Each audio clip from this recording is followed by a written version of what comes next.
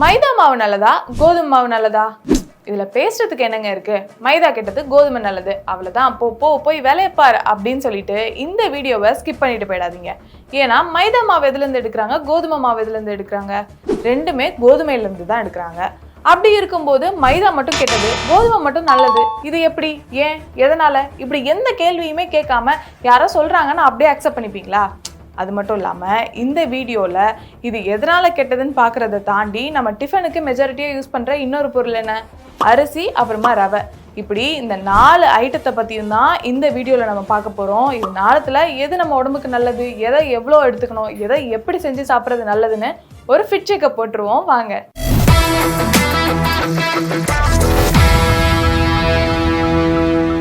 நான் ஆரம்பத்திலேயே சொன்ன மாதிரி கோதுமை, மைதா ரெண்டுமே கோதுமையிலேருந்து தான் செய்கிறாங்க. இப்போ கோதுமை மாவை எடுத்துக்கிட்டோம் அப்படின்னா கோதுமை பயிரை அப்படியே போட்டு அரைச்சி எடுத்தாங்க அப்படின்னா அது கோதுமை மாவு. அதுவே மைதா மாவு எடுத்துக்கிட்டோம்னா கோதுமைக்கு மேலே இருக்கக்கூடிய தவிடு, அதாவது ஜெர்ம் அண்ட் பிரான்னு சொல்லக்கூடிய அந்த 2 லேயரையும் எடுத்துட்டு உள்ளே இருக்க எண்டோஸ்பெர்மை மட்டும் அரைச்சாங்க அப்படின்னா அது மைதா. அதை அப்படியே அரைச்சு ப்ளீச் போட்டு வச்சாங்க, நைஸாக அரைச்சி ப்ளீச் போட்டு வச்சாங்கன்னா அது வந்து மைதா.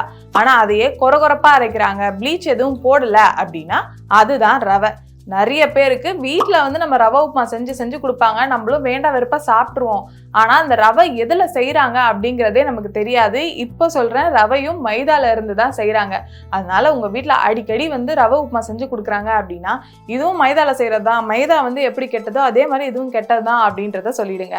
அதே மாதிரி இன்னொரு முக்கியமான விஷயம் இருக்குது. என்னன்னா, இந்த அரிசி, ரவை, கோதுமை, மைதா இது எல்லாத்துக்கும் பெரிய வித்தியாசம்லாம் ஒன்றும் கிடையாது. சின்ன சின்ன வித்தியாசங்கள் தான் இருக்குது. அந்த வித்தியாசம் எல்லாத்தையும் நம்ம தெரிஞ்சுக்கணும் அப்படின்னா இதில் என்னென்ன நியூட்ரிஷனல் வேல்யூலாம் இருக்குது அப்படின்றத பார்க்கணும். வாங்க அதுக்கு ஒரு நியூட்ரிஷனல் ஃபிட் செக்கை போட்டுருவோம். வீட்டு, ரவை, மைதா, அதுக்கப்புறம் அரிசி, இது 4த்தையுமே 100 கிராம் எடுத்துக்குவோம். இதில் இருக்கக்கூடிய நியூட்ரிஷனல் வேல்யூ எல்லாமே நம்ம பார்க்கணும்னு வச்சுக்கோங்க.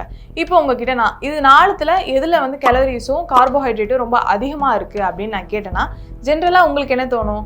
கார்போஹைட்ரேட்னாலே நமக்கு ரைஸ் மட்டும்தான் தோணும். அதனால ரைஸில் தான்ப்பா அதிகமாக இருக்கும் அப்படின்னு சொல்லிடுவீங்க. ஆனால் உண்மை என்னென்னா வீட், மைதா, ரவை இது 3த்தை விட ரைஸில் தான் கம்மியான கார்போஹைட்ரேட்ஸும் கலரிஸும் இருக்குது. ஆனால் ஏன் ஜென்ரலாக இந்த கார்போஹைட்ரேட்னாலே அது ரைஸில் தான் இருக்குது அப்படின்னு அதை அவாய்ட் பண்ண சொல்கிறாங்க அப்படின்னு எடுத்துக்கிட்டோன்னா சிம்பிளி அதை நம்ம எப்படி சாப்பிட்றோன்றதை பொறுத்து தான். இப்போ 100 கிராம் ஆஃப் வீட் எடுத்துக்கிட்டோன்னு வச்சுக்கோங்களேன், அந்த கோதுமை மாவுல இருந்து நம்ம ஒரு 4 சப்பாத்தி போடலாம். ஸோ நம்ம அதிகபட்சமாக சாப்பிட போகிறதே அந்த 4 சப்பாத்தி தான். அப்போ நம்ம உடம்புக்கு அதிகமாக கார்போஹைட்ரேட் சேராது. ஆனால் அதுவே ரைஸ் எடுத்துக்கிட்டோன்னா 100 கிராம் ஆஃப் ரைஸ்னால் அது கண்டிப்பாக ஒரே ஒரு கப்பு தான் இருக்கும். நம்ம சாப்பாடுன்னு இறங்கிட்டாலே ஒரு கப்பெல்லாம் கண்டிப்பாக சாப்பிட மாட்டோம். நல்ல ஒரு ஃபுல் மீல்ஸோ இல்லை ஒரு பிளேட் நிறைய பிரியாணியோ இல்லை ஒரு பிளேட் ஃபுல்லாக ஃப்ரைட் ரைஸோ தான் சாப்பிடுவோம். அப்போ அந்த ரைஸோட குவான்டிட்டி ஆட்டோமேட்டிக்காக அதிகமாகுது. அதனால தான் நமக்கு ரைஸ்னாலே கார்போஹைட்ரேட் தான் அப்படின்ற ஒரு பின்பம் வருது. சரி, இந்த கேலரிஸும் கார்போஹைட்ரேட்ஸும் ஒரு பக்கம் இருக்கட்டும். இன்னொரு பக்கம் இந்த நார் சத்து, அதாவது ஃபைபரும் ப்ரோட்டீனும் எடுத்துக்கிட்டோம் அப்படின்னா இந்த மைதா, ரவை, அரிசியை தாண்டி வீட்டில் தான் இந்த ப்ரோட்டீனும் ஃபைபரும் ரொம்பவே அதிகமாக இருக்குது. ஏன் வந்து வீட்டில் ரொம்ப அதிகமாக இருக்குது அப்படின்னு கேட்டிங்கன்னா அதுக்கு நான் முன்னாடியே சொன்னேன்ல, இப்போ வீட்டை அரைக்கும் போது என்ன பண்ணுவாங்க, தவிடோட சேர்த்து அரைப்பாங்க. ஆனால் அதுவே மைதா எடுத்துக்கிட்டோன்னா அந்த தவிடை எடுத்துட்டு தான் அரைப்பாங்க. அந்த தவிடில் தான் நமக்கு இந்த ஃபைபர், ப்ரோட்டீன் இது எல்லாமே அதிகமாக இருக்குது. இதை தாண்டி அயன், கால்சியம், மெக்னீஷியம் இந்த மாதிரியான சத்துக்களுமே இந்த தவிடில் தான் இருக்குது. அதை சேர்த்து அரைக்கும் போது வீட்டில் நமக்கு ஆட்டோமேட்டிக்காக அந்த சத்துக்கள் எல்லாம் அதிகமாக கிடைக்குது. அதை எடுத்துட்டு இந்த உள்ள இருக்க எண்டோஸ்பெர்மை மட்டும் அரைக்கிறதுனால தான் இந்த மைதா, ரவையில எல்லாமே இந்த எக்ஸ்ட்ரா ஆடடான இந்த நியூட்ரிஷனல் வேல்யூலாம் ரொம்ப கம்மியாக இருக்குது. இதே ஃபார்முலா தான் அரிசி வகைகளுக்குமே. நிறைய வகையான அரிசிகள் இருக்குது, அதில் வந்து சத்துக்கள் கொஞ்சம் கொஞ்சம் வித்தியாசமாக இருக்குது. அது எப்படி அப்படின்ற டவுட் உங்களுக்கு இருந்துச்சுன்னா இதுக்காகவே தனியாக ஒரு வீடியோ போட்டிருக்கோம், அதை போயும் கண்டிப்பாக பாருங்கள். சரிப்பா, இப்போ நியூட்ரிஷனல் வேல்யூ எல்லாமே செக் பண்ணியாச்சு. நம்ம பார்த்த மாதிரி வீட்டு, மைதா, ரவை இது 3த்தை விட ரைஸில் தான் கலோரிஸும் கார்போஹைட்ரேட்ஸும் ரொம்பவே கம்மியாக இருக்குது. அதனால அதையே நம்ம எடுத்துக்கலாமா, சாப்பிட ஆரம்பிக்கலாமா அப்படின்னு கேட்டிங்கன்னா அதுதான் கிடையாது. உங்களுடைய ரத்தத்தில் சுகர் லெவல் வந்து நார்மலாக இருக்கணும் அப்படின்னா நீங்கள் பார்க்க வேண்டிய ஒரு முக்கியமான விஷயம் என்ன, கிளைசமிக் இண்டெக்ஸ். ஸோ இந்த 4 பொருட்கள்லையும் கிளைசமிக் இண்டெக்ஸ் எந்த லெவலில் இருக்குது அப்படிங்கிறத இப்போ நம்ம பார்ப்போம். இப்போ நம்ம இங்கே கொடுத்துருக்க டேபிளில் நீங்கள் பார்த்தீங்கன்னாவே உங்களுக்கு நல்லா தெரியும். அதாவது ரவை, மைதா அண்ட் ரைஸை விட நமக்கு வீட்டில் தான் கிளைசமிக் இண்டெக்ஸ் ரொம்பவே கம்மியாக இருக்குது. என்னப்பா இந்த பக்கம் பார்த்தா கேலரிஸும் கார்போஹைட்ரேட்ஸும் இதில் தான் கம்மியாக இருக்குது, அதனால ரைஸ் சாப்பிடுங்க அப்படின்ற மாதிரி சொல்கிறேன். இந்த பக்கம் கிளைசமிக் இண்டெக்ஸ் ரைஸில் ரொம்ப அதிகமாக இருக்குது, ஸோ வீட்டே சாப்பிடுங்கன்ற மாதிரி சொல்கிறேன். இதை தான் ஃபாலோ பண்ணுறது அப்படின்னு நீங்கள் ரொம்ப கன்ஃபியூஷனில் இருந்தீங்கன்னா, கிளைசமிக் இண்டெக்ஸ் அப்படிங்கிறது என்னன்னா வெறும் கார்போஹைட்ரேட்ஸை மட்டுமே வச்சு தீர்மானிக்கப்படுறது கிடையாது. நீங்கள் சாப்பிடக்கூடிய உணவுகள் உள்ளே போயிட்டு நல்லா செரிமானம் ஆகும் இல்லையா?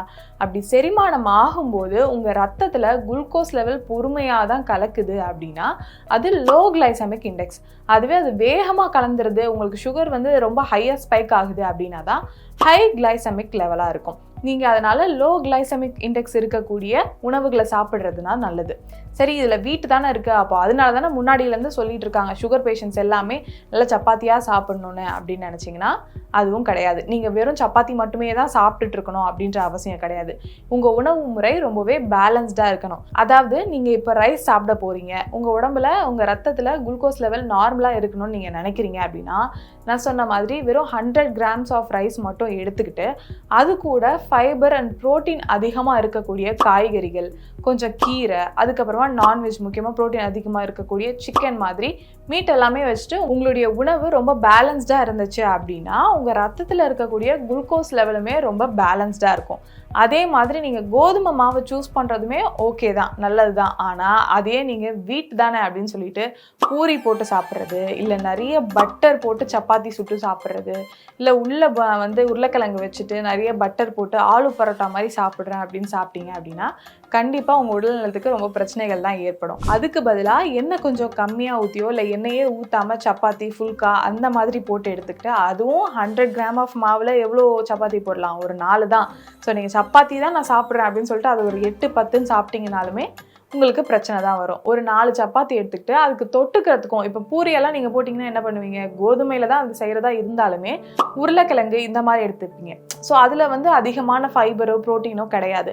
அதுக்கு பதிலாக நான் சொன்ன மாதிரி இந்த ஃபுல்கா மாதிரி சப்பாத்தி ஒரு 4 போட்டுட்டு அதுக்கு கூட நல்ல சென்னா கிரேவியோ இல்லை வெஜிடபிள்ஸ் நிறைய ஆட் பண்ண குருமாவோ நீங்கள் எடுத்துக்கிட்டீங்க அப்படின்னா உங்களோட பிளட் குளுக்கோஸ் லெவல் ரொம்பவே நார்மலாக இருக்கும். சரிப்பா, இந்த ரவை என்ன கதை அப்படின்னு கேட்டிங்கன்னா, ரவையுமே நீங்கள் உப்புமாவாக பண்ணி சாப்பிடலாம். ஆனால் தினமும் எடுத்துக்கிறதோ இல்லை 2 நாளைக்கு ஒரு தடவை எடுத்துக்கிறதோ அட்வைசபிளே கிடையாது. நீங்கள் வாரத்துக்கு ஒரு தடவை செஞ்சு சாப்பிடலாம். அப்படி வாரத்துக்கு ஒரு தடவை நீங்கள் உப்புமா செஞ்சாலுமே அது ரொம்ப பிளெயினான ரவை உப்புமாவாக இல்லாமல் அதில் நிறைய வெஜிடபிள்ஸ், அதாவது இந்த பீன்ஸு, கேரட் மாதிரி நிறைய வெஜிடபிள்ஸ் சேர்த்து அந்த உப்புமா செஞ்சு சாப்பிட்டிங்கனாலே உங்களுக்கு அந்த ஃபுட்டு ரொம்பவே பேலன்ஸ்டாக இருக்கும். அண்ட் நான் முன்னாடியே சொன்ன மாதிரி சுகர் லெவல் அதிகமாக இருக்குது அப்படின்னாலோ சுகர் பேஷண்ட்ஸ்னாலோ வெறும் சப்பாத்தி மட்டுமே சாப்பிட்டுட்டு இருக்கணும் அப்படின்ற அவசியம் கிடையாது. அது ஒரு மெத்து தான். உங்களுடைய உணவு எப்போவுமே பேலன்ஸ்டாக இருக்கா அப்படின்றத பாருங்கள்.